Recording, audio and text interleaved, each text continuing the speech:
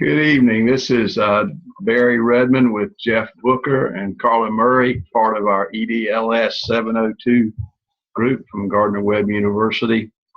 We are doing a Zoom today, March the 10th, 2016, and we're going to be looking at the topic of fair labor standards as we try to wrap up a section on personnel and related employment kinds of activity.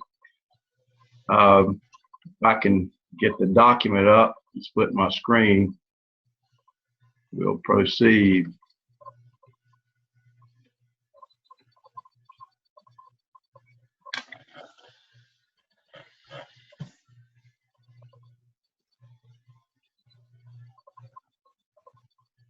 We've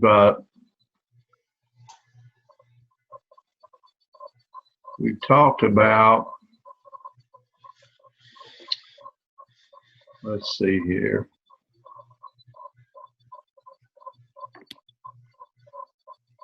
I'm trying to split my screen.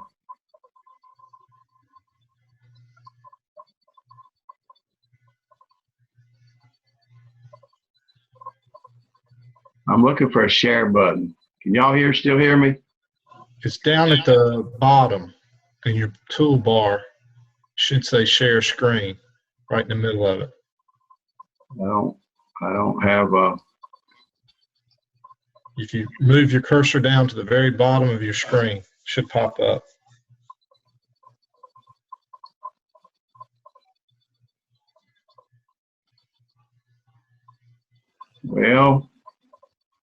Well, you did something because it's blank screen. There you go.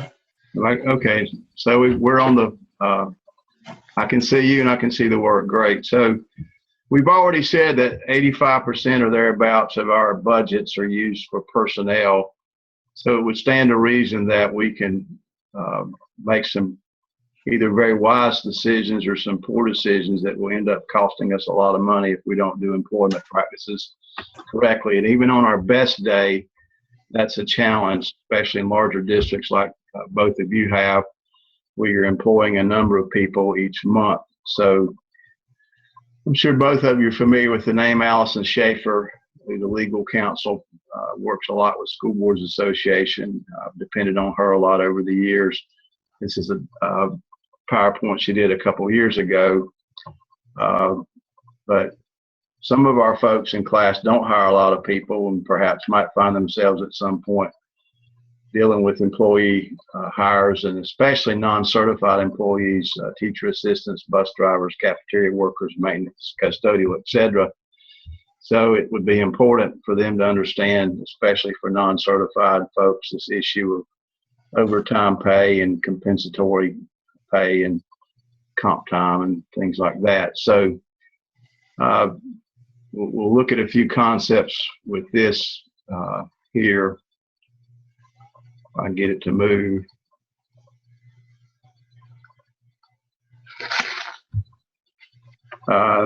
Allison issues a disclaimer that she's not providing legal advice. It's intended for information only, but she's a pretty good source of legal advice. But as always, you would consult your board attorney on specific matters, but this gives us a pretty good overview in terms of the general foundation of law. Fair Labor Standards Act is to ensure that there's a minimum wage for folks, that if a situation is an over 40-hour arrangement per week, that an overtime differential is impacted at 1.5 is the typical rate, is the rate, not typical, but is the rate. FLSA is also concerned, of course, with equality in pay regarding gender, and not so much as used to be the need, but still concerns with child labor standards regarding, for example, high school students that would be working part-time jobs would be a critical area to make sure those students are hired and employed and treated properly so that the workplace doesn't get in the way of their education.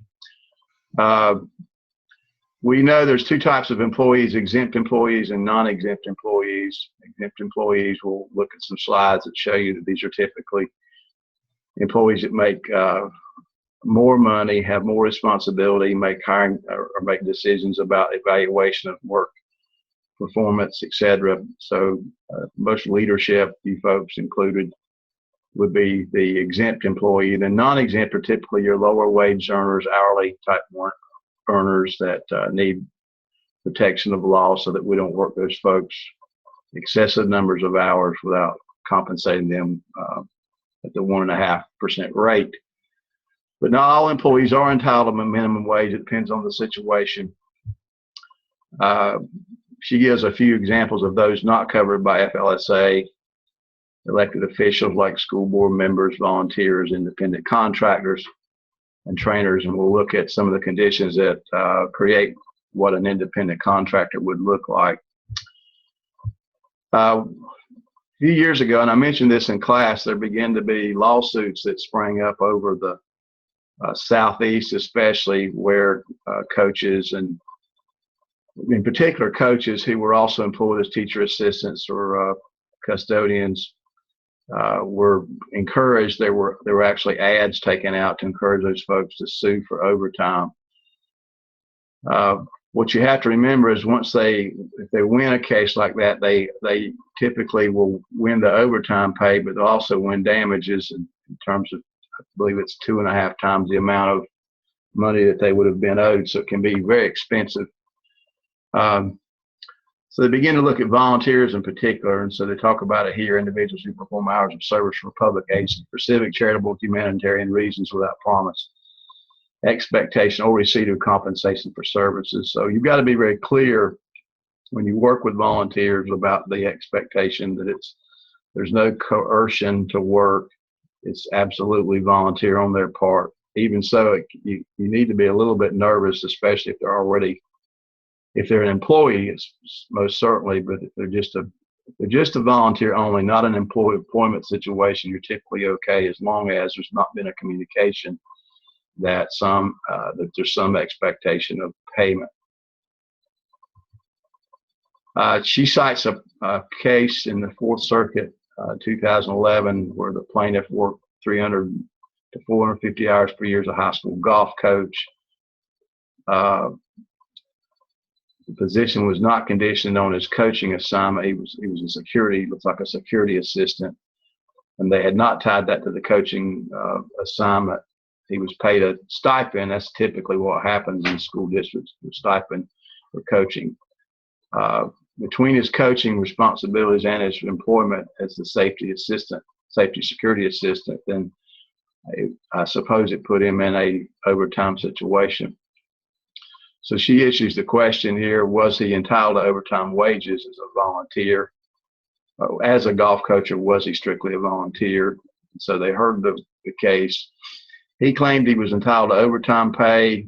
He never considered himself as a volunteer. So obviously early on there was not, at least on his side of the fence, his impression, there was not clear communication about that, which tells school employers that you need to be extremely clear on setting the expectation and the fact that they are volunteering and not a paid staff. The contract and state law dictate that he argued that he was an employee. It was too late for the board to claim he's not an employee and that he performs the same types of duties in his regular job as coaching.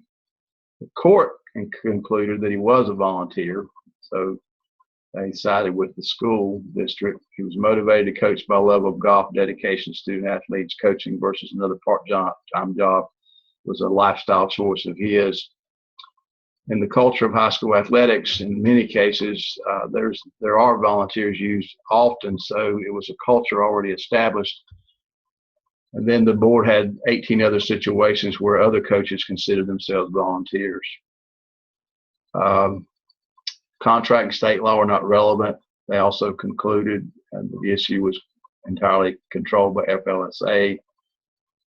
Evidently, the board had previously, in order to make sure there was no issues, had previously paid some overtime, saying here to justify compliance with FLSA in uncertain environments. The duties in the regular job and the coaching job are different. They're quite different, not the same. And there was a nominal fee, and that key term there, nominal, means that it's not an exorbitant amount of money, which would indicate we're not paying you a salary. So that's an important factor there. that your stipends, and they typically are small, but they don't need to get anywhere close to, for example, a minimum wage hourly rate. Otherwise, it clearly begins to look like another paid job. Then she talks about independent contractors. There are some factors to decide if a person is an independent contractor. Schools quite often will hire independent contractors to do certain duties. And the things that they look at to determine, is it an independent contractor? And if so, if it is an independent contractor, then they're not subject to this overtime because they're their own employee in this situation. So they're doing a job you paid them to do. It's not an employer-employee situation. And so what they look at is the degree of control over the worker, exerted over the worker. Typically, if a district hires somebody, they'll do some quality control, but they won't do an hourly, day-by-day kind of supervisory role where they're hovering over and making sure the worker is doing his job. That's up to the company they've contracted with. Typically, a contracted contractor who's independent has a greater opportunity for profit, and they also have a greater burden for loss if they didn't bid the job high enough. Worker investment, the worker's investment is in their own business. There's a permanence of the working relationship situation that they look at. Typically, there is not a permanence because it's a short-term arrangement. You do this job, it takes 2 weeks, then our relationship is over. And then the degree of skill required to perform the work. Typically, independent contractors would have a certain skill set that your school district would perhaps not have, so they've been hired for a specific task. Then more applicable to what we deal with day to day in our school settings, especially with non-certified employees, is this issue of exemption versus non-exemption. There's a presumption that all employees are covered by the overtime provision of FLSA unless the employer can prove otherwise. That's an important factor. So you need to clearly determine of your employees and actually record this somewhere. This is a non-exempt employee or this is an exempt employee. Jeff, do y'all make sure that's listed somewhere? You make clear that it's a good idea when you hire somebody that you make that extremely clear. You are an exempt employee, meaning we will not be paying you overtime for certain weeks if you happen to work over 40 hours. More or less, you're expected to do the job, and the number of hours really doesn't matter because you're hired to do the job as an exempt employee. It's extremely important that the non-exempt people we've talked about, custodians, teacher assistants, etc., that they are clear on the fact that they're non-exempt, and you need to make sure your personnel department is paying close attention to their number of hours that they work. This can backfire easily in a situation where you have a week of bad or some periods of bad weather, snow particularly. And this doesn't happen often, but if you were to go to school on Saturday and during that week had also gone to school Monday through Friday, then you would have definitely put that employee, teacher assistant, let's go specifically with a TA here, you would have put that TA in a situation clearly that he's exceeded 40 hours that week. So clearly there's a overtime issue. Employees who are protected by the overtime provisions are non-exempt employees. Exempt employees, which are the higher level of professional employees who fit within one of the exempt categories, are not entitled to receive overtime. You need to also understand that this can become a morale issue for some people, because if they're not treated fairly, if they're working an exorbitant amount of hours and they're right on the bubble of sort of kind of maybe an exempt employee but really not, then for them sometimes they would like to be classified as an exempt or non-exempt employee, so they would earn overtime. So it can get pretty sticky if your personnel department doesn't handle it well. There's 4 categories regarding the level of the exempt employee. executive, administrative, professional, and highly compensated. Highly compensated is typically $100,000 or more, so that's a small portion of your employees. Executive, they've got to make at least $455 per week. I don't think this has gone up that I know of, and or $23,660 per year. I hope my internet doesn't go out. You see that? Their primary duty must include some kind of management or a recognized subdivision, a director or a supervisor of some capacity. They must customarily and regularly direct the work of 2 or more employees. So you have to have some supervisory capacity of at least 2 or more, and then you must have the authority to hire, fire, promote, or have their recommendations at least be given some weight to their superior. So that's for the executive employees. Administrative must be compensated on a salary of fee basis with the salary of at least $455 or $23,660. Their primary duties must include performing office or non-manual work related to the management, performing work directly related to the academic instruction and training. The exercise of discretion and independent judgment with respect to significant matters. So they do work somewhat independently. This is more for your an advanced type administrative clerical position.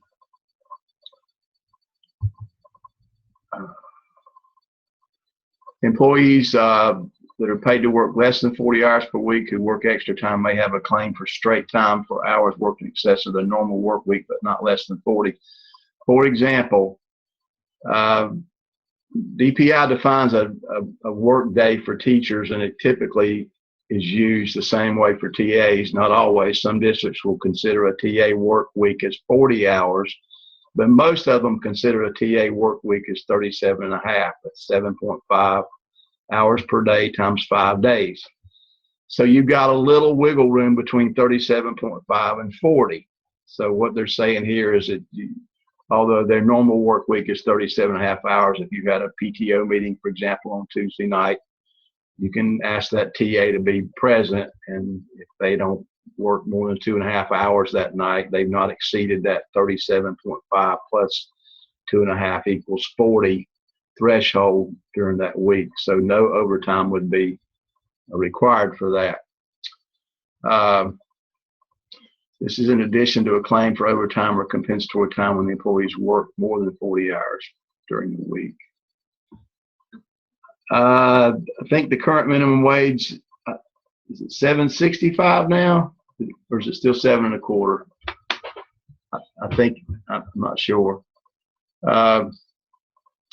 Certain categories of employees are allowed by law to be paid at 85% of the minimum wage. That would be like your full-time students, your apprentices, disabled workers. Typically, people don't use that just for fear of some retaliation. They would typically pay the 7.25, but there is some provision for that, which I suppose would encourage the employment of these categories that are listed here. So the FLSA requires that employees be compensated for all hours actually worked in a work week. Aside here, I'm not sure if she covers it or not, but it's really important in your board policy manual that you clearly define what your work week is, when it starts and when it ends. Does it start on Sunday night at midnight and end on Saturday night at midnight? Or does it start on Monday morning? I mean, people get in trouble with that sometimes. And so your personnel department needs to clearly know it's all got to line up. It's got to mesh. If you're computing, obviously, if you're computing overtime hours, it's critical that everybody's singing from the same sheet of music, that our work week starts here and it ends here. And that can get troublesome when you're trying to make up time with the snow days I talked about. Or if you've got people on a trip, the supervising, say a TA went with a group of students on a band trip, and you're compensating that. So your work week definition is extremely important when it starts. You know, there's 168 hours in a week, all sleep time included, but you got to make sure of that. All the time that a worker you got to pay them for any unscheduled hours they work, any time that they're required to be on duty, even if it's not productive time. If they've got to be there, you've got to be paying for it.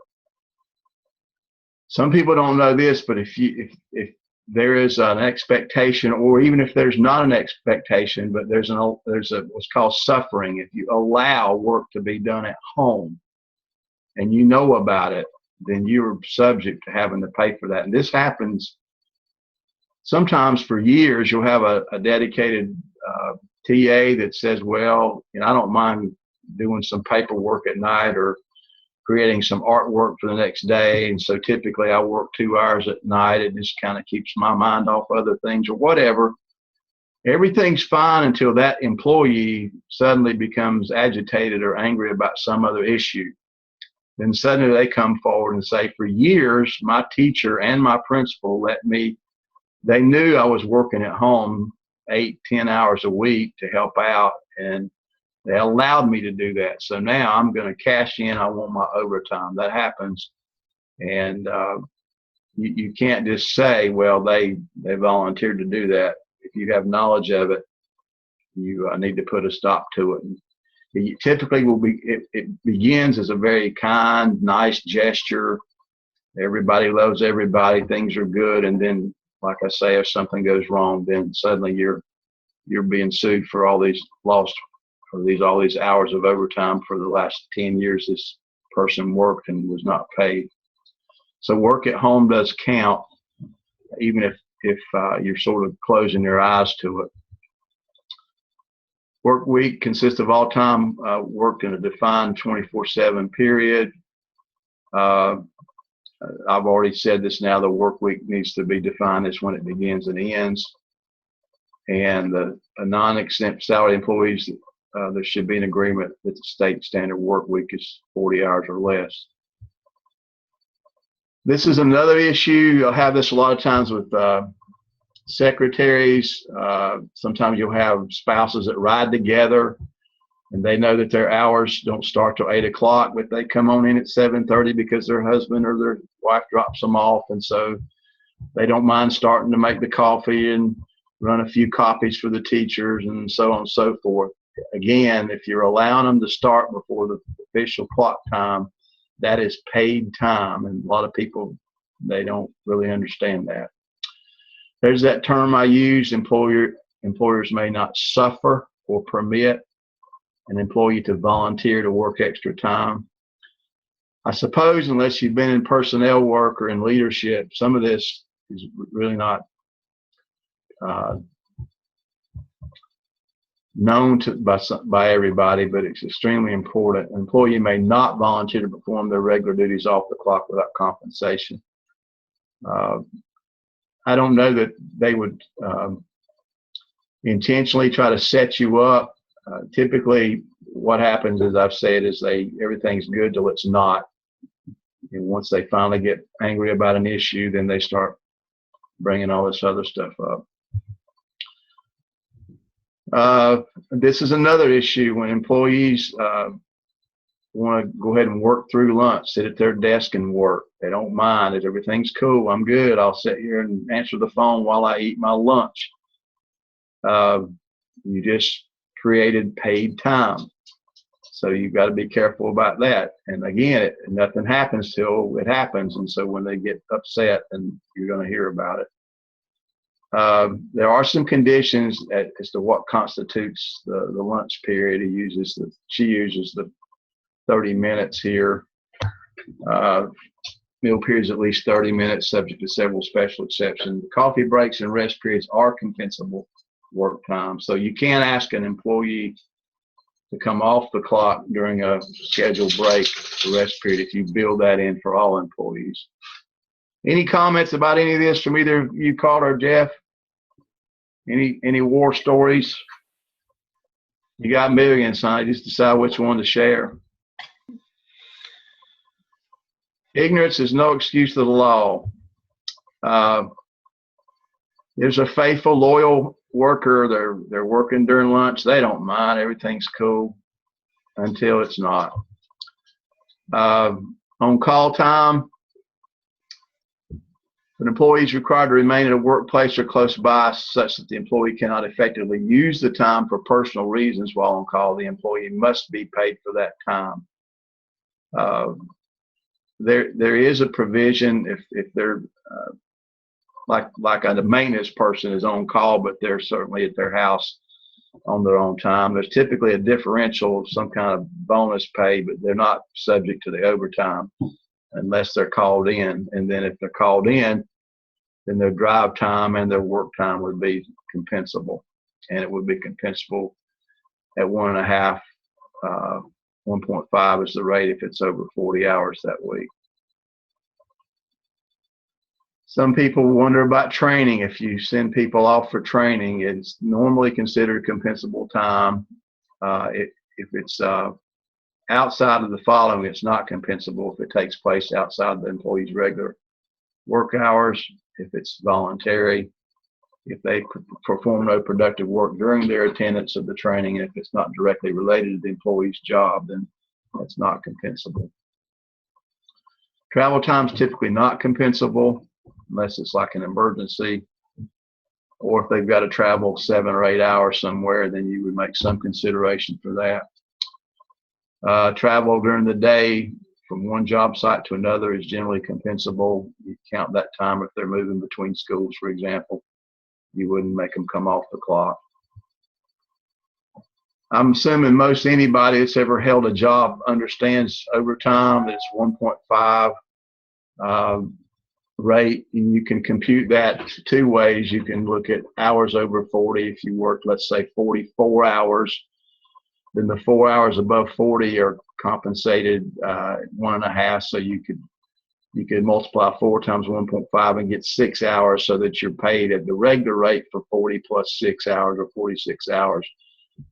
The more clear way is probably just to say your regular rate is $8 an hour times 40 is $320, and you worked 4 overtime hours. So if your regular rate's $8, then your overtime rate is 1.5 times that, which is $12. So those 4 hours of overtime times 12 makes you $48 more dollars.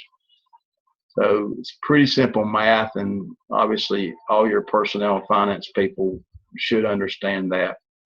I have had situations, quite honestly, where I had a couple clerical people, secretaries at schools, believe it or not, that did not understand this concept of 1.5.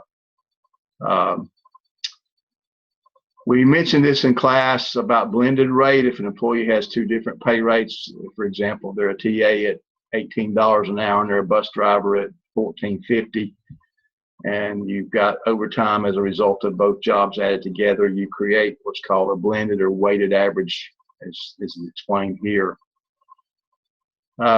You can, in lieu of overtime, provide compensatory time, which is you let them bank time at the rate of 1.5 hours for each hour worked over. That happens quite a bit, or has in the past. The problem is that can get out of hand, and so there's a limit on that. It's 240 hours that you see here in this slide. After that, you've got to pay the overtime out and start over. So if you're not careful, if you got in the high school setting I had a very dedicated secretary who worked way too many hours, and I was constantly telling the principal, you've got to get this under control. And we kept up with her hours, and she would hit that 240, and then we'd have to pay out. And it can get real messy if your people aren't watching after it. And actually, it can get non-productive because people begin to depend on that extra money. So be careful with it. The employee who has accrued compensatory time must be paid for the time when the employee leaves the school district. That's a key issue. They're leaving your employment, they're going to another job, you've got to settle up. Payout must be at the current rate of pay, not at the rate of pay when the compensatory time was earned. So if they had this built up time 4 years ago, and their rate of pay was X, and now their rate of pay is X plus 10 more percent, you've got to pay that X plus 10%, the higher rate. These are obvious things to us, but gender, there can't be a difference in pay. Same work for men and women, there needs to be same pay. Uh, if there are pay differences, they can be permitted, but it's based on other factors and not related to gender. And you do have, obviously differences of pay grades and years of experience and degrees and things like that. Like we said in class, some of the secretarial force would attend certain workshops and get little pay raises for certain learning experiences. So you can provide that if there's a clear process in place. Record keeping is extremely important, especially with open meetings laws and accessibility to payroll, things like that. So you've got to keep basic information that we all know about: name, social security, date of birth, basic promotions has to be in there, rates of pay, things like that. Non-exempt records are a little less confining. The employee's work week, obviously you need to keep clear payroll records.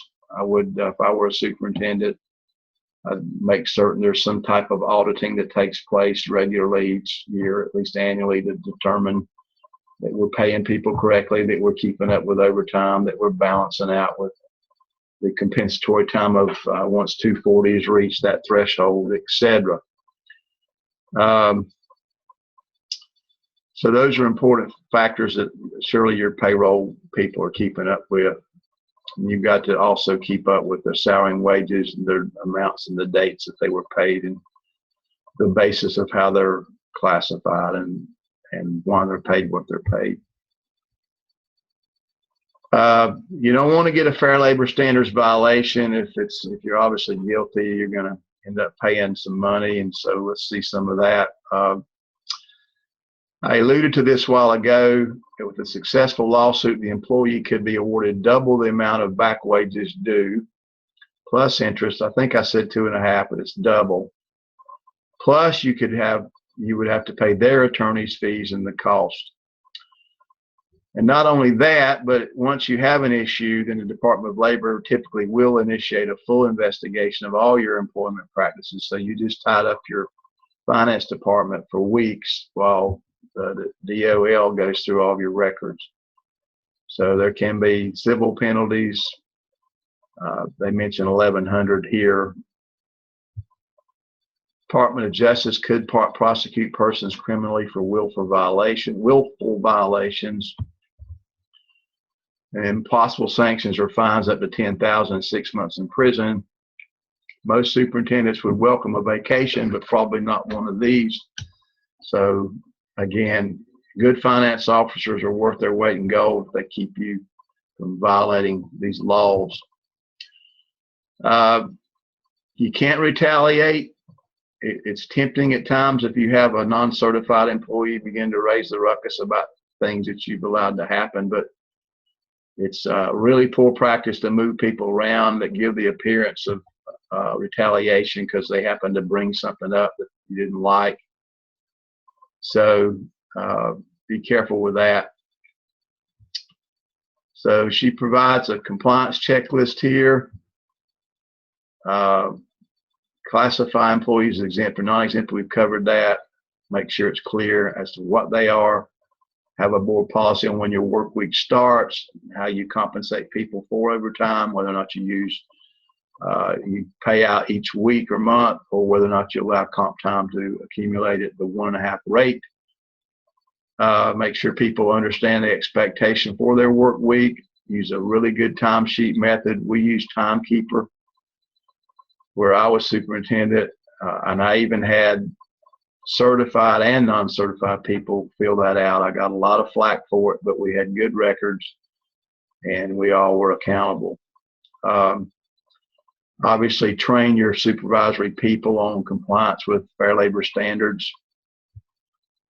Train your non-exempt staff on timesheets and overtime. It's a good time to audit those documents, tools that you have. If they're not doing what you need them to do, you need to create better forms and better processes. If you can avoid employees volunteering to coach, I would recommend that you do that. It's not always possible, but do everything you can to avoid the appearance of taking advantage of an employee who happens to coach, or they may be doing clubs after school, any number of things. So you got to be careful with that. She suggests that all non-exempt sign a statement each year that they've received the board policies on work time, reviewed it, and agree to follow it. Remember, that's typically where the issue comes in. They're nice, well-intended people usually. Oh, it's okay. You don't have to pay me overtime. And that works until it doesn't. When they suddenly get angry about another issue, then you're going to pay the double rate we talked about, go to court and lose. Have an agreement that employee will be provided compensatory time for any overtime worked, and have supervisory, payroll, and finance staff monitor weekly time records. That starts at the school level, and that's where we get in trouble sometimes. Your central office needs to have some type of auditing of your school secretarial staff doing the payroll there so that everybody's following the same procedures. Keep good records. There's a federal state requirement to post all these labor laws. So, obviously you can decide if that's done pretty easily, but make sure it is done. And hopefully you've got a board attorney that stays up on all this and makes sure things are done well. So for you two and others, this kind of stuff is probably old hat, but for all of our class, they've not had this kind of experience. They need to know this can cost you thousands of dollars, and how you employ people and the expectations you present and the way you pay them is a critical nature and can cost you a lot of money in the long run if it's not done well. So I will ask you if you have any questions or comments. I've talked way too much. I appreciate you. You can create a big liability, and you typically find it when you have a change in leadership at a school. Yes, you do. That's a good point. Somebody's been at a school a long time, they can get they can just get real comfortable and you use that term suffer. They can allow some things to go on that everybody's happy, so everything's cool. And yes, I know that TA is a widow now, and she loves to work at home at night, and I've known it for years. And so then a new principal comes in, like you're saying, Jeff, and they're sometimes more educated as to the laws, etc. They want to do things right, and suddenly they stop those practices, and guess what? People get upset and angry, and they don't understand, and they're hurt. And I was only trying to help, and this new person's pushing us around, and we were used to be family and loved each other, and so on and so forth. So that's a good observation there. Well, I'll put this on the YouTube and create a link for the rest of our group. I appreciate both of you tuning in. Hope you have a good rest of the week, and we will see you on Zoom next Thursday and in class on April 1st and 2nd. Second and 3rd, sorry. And the 2nd, we're going to be at Stuart Kramer, is that correct? Yes, sir. I have it set up if you want to. Yeah, I want us to be at Stuart Kramer High School on April 2nd, that Saturday. We'll tour that beautiful facility and try to wrap up some construction learning, and then move on to buses and transportation and food service and safety and such matters. Great. Donna, thank you. Jeff, thank you very much. Y'all have a good rest of the week. Thanks.